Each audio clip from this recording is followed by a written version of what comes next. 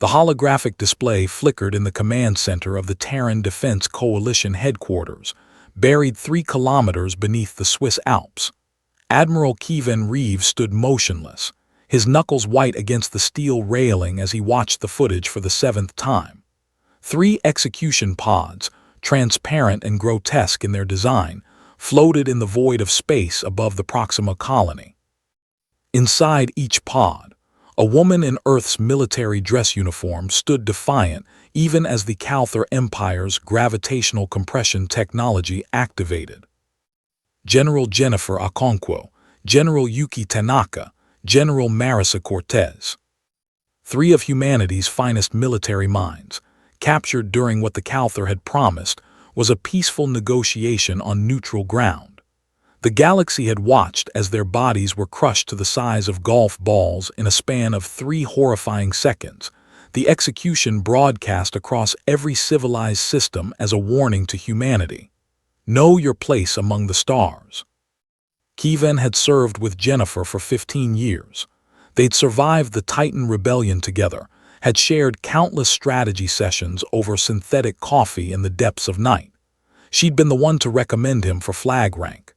Now she was gone, reduced to a compressed sphere of organic matter that the Calther had jettisoned into the nearest star. "Sir," Captain Rodriguez's voice cut through the silence, "the Security Council is waiting for your response." Kievan turned from the display, his face carved from granite. Around him, the command center hummed with barely restrained fury. Every officer present had lost someone they knew. The Calther had miscalculated catastrophically. They had studied human history, had seen humanity's internal conflicts, and had assumed that humanity would respond as they always had to loss, with political debate, with measured responses, with divided councils arguing over proportionality. They had never seen humanity truly united in rage. "Open a channel to all Terran military assets," Kievan said quietly. "Authorization code Omega-7 Alpha. Activate Protocol Ragnarok." Rodriguez's eyes widened. "Sir, that's—" "I know what it is, Captain." Kievan's voice carried the weight of finality. "The Calther wanted to demonstrate their superiority. They wanted to break our will by killing our best. Instead, they've just removed every restraint we had." For 2 centuries, humanity had expanded into the galaxy with careful steps, always mindful of the established powers. The Calther Empire controlled 40 systems and possessed technology that seemed almost magical: gravity manipulation, quantum communication, weaponized singularities.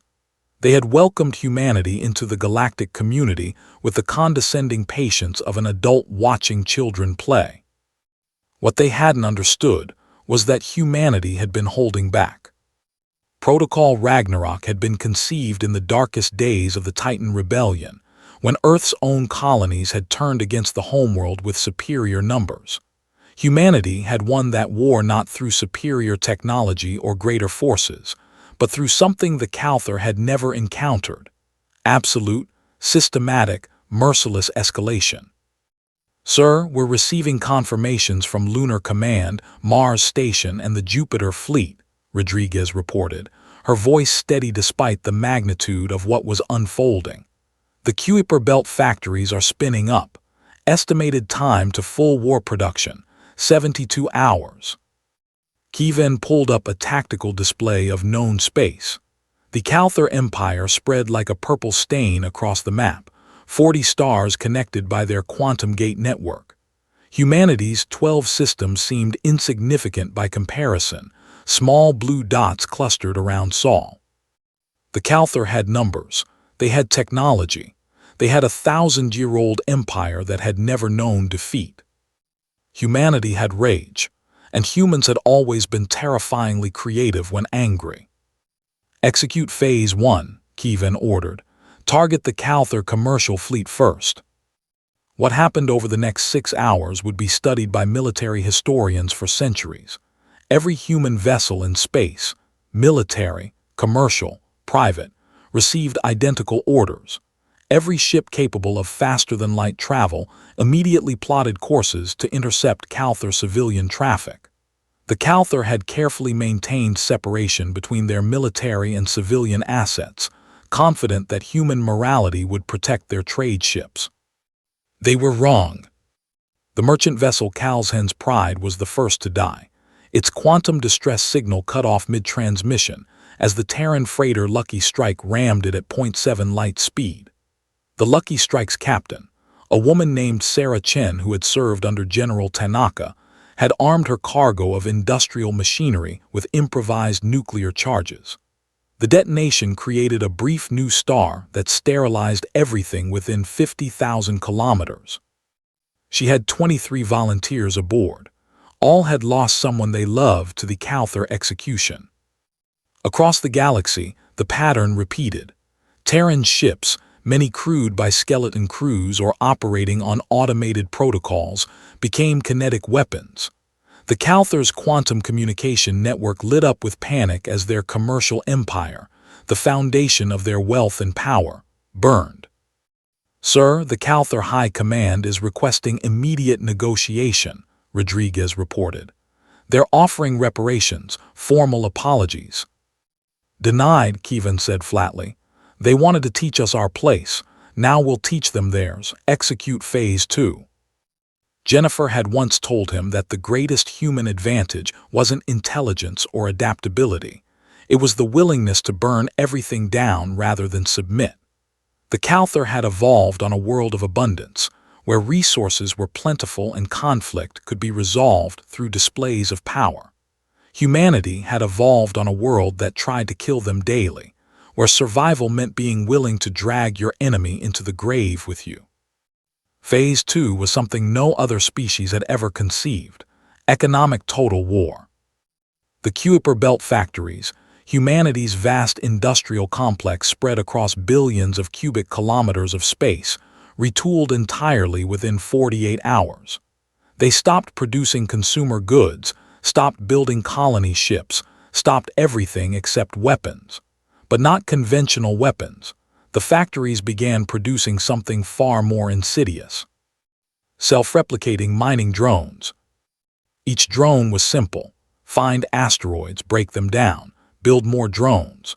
The Calthar had similar technology but had never weaponized it, had never considered the implications of exponential growth deliberately unleashed.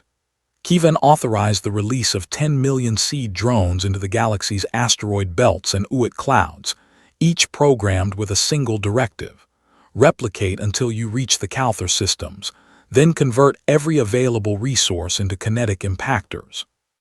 "They'll take years to reach Calthar space," one of the junior officers protested. "Good," Kevin replied. "That gives the Calthar years to understand what's coming, years to evacuate their worlds, years to watch the largest asteroid mining operation in galactic history slowly, inevitably, crawl toward their homes." The true genius of the strategy became apparent in the following weeks. The Calthar couldn't stop the drones without committing massive military resources they desperately needed to protect their remaining commercial assets from human kamikaze attacks. Every drone they destroyed was replaced by 10 more. Every hour, the exponential curve grew steeper. The Calthar military, accustomed to set-piece battles and honorable combat, found themselves fighting an enemy that refused to engage conventionally. Human ships would appear from nowhere, strike civilian or commercial targets, and vanish before reinforcements arrived. The Calthar had superior technology, but humans had studied guerrilla warfare for millennia. By the third week, the Calthar economy was in freefall. Their quantum gate network, once the marvel of the galaxy, became a liability as human forces learned to predict traffic patterns and position suicide vessels at key nodes. Insurance rates for Calthar shipping became astronomical. Trade partners began seeking alternative suppliers. The other galactic powers watched in horror and fascination. Some attempted to broker peace, but Kevin's response was always the same: humanity would accept nothing less than total Calthar surrender and the dissolution of their empire. "Sir, intelligence reports that the Calthar are preparing to deploy their singularity weapons," Rodriguez said on day 37 of the war. If they activate those, they could destroy entire human systems. Kievan had been expecting this. Execute Phase 3, send the message. Phase 3 was psychological warfare on a scale never before attempted. Every Calthor citizen, through every communication device they possessed, received the same 30-second video. It showed Jennifer, Yuki, and Marisa's execution. It showed their service records, their families, their accomplishments. And then it showed a simple calculation. The number of self-replicating drones currently in operation, their growth rate, and the projected date when they would reach sufficient numbers to reduce every Calthor world to rubble. 3 years, 4 months, 18 days. The message ended with a single sentence in the Calthor language. You killed 3. We will take everything. Surrender now or watch your empire die slowly. The Calthor High Command activated their singularity weapons. 3 human colonies, small, recently established outposts, vanished as artificial black holes consumed them. 15,000 human lives gone in an instant. Kievan didn't hesitate. He authorized the release of the stellar manipulation packages. Humanity had been studying stars for centuries, had learned to read their life cycles and understand their deaths.